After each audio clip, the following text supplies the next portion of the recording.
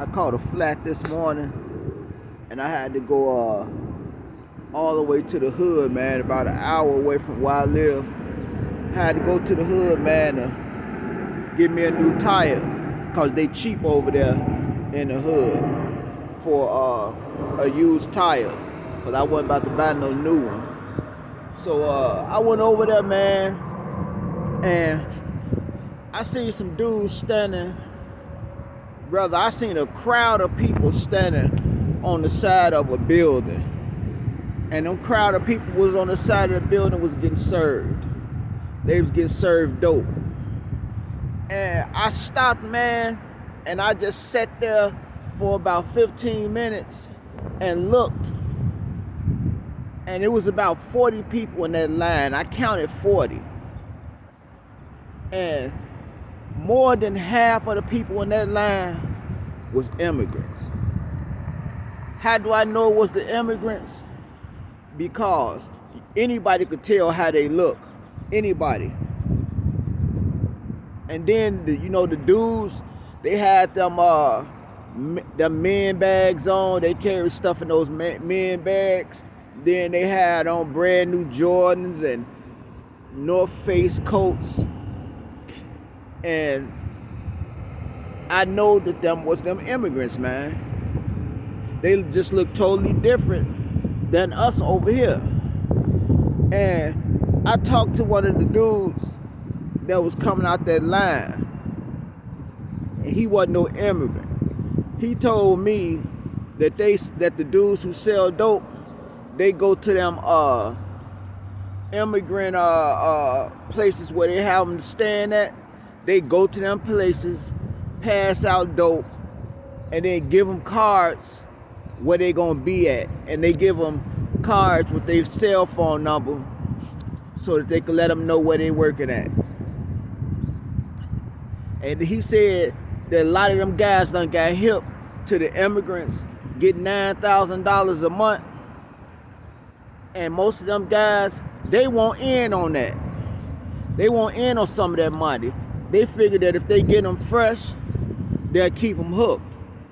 And then when they give them out for free, that when they see what the feeling that they feel and what it's doing to them, they'll get their money. They'll have that check. And as sad as this is to say, that's a good investment for them dudes who selling dope.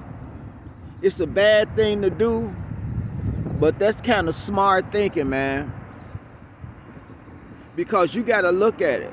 A lot of them immigrants, man, they bringing that stuff over here anyway. I mean, it is horrible. It is terrible, man. A lot of these dudes, man, staying in 5-star hotels, don't have to work no job, just living off the U.S., man. They like basically doing their thing.